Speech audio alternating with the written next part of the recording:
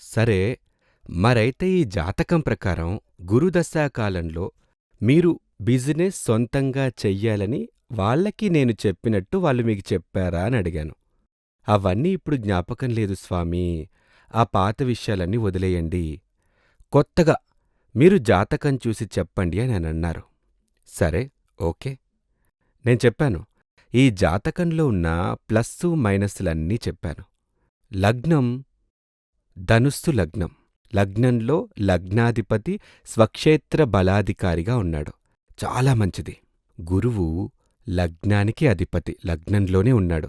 సొంత ఇంట్లోనే ఉన్నాడు. ప్లస్ దానికి తోడు 10వ స్థానంలో చంద్రుడు ఉన్నాడు. అప్పుడీ గురువొచ్చి గజకేసరి యోగం ప్రదర్శిస్తున్నాడు.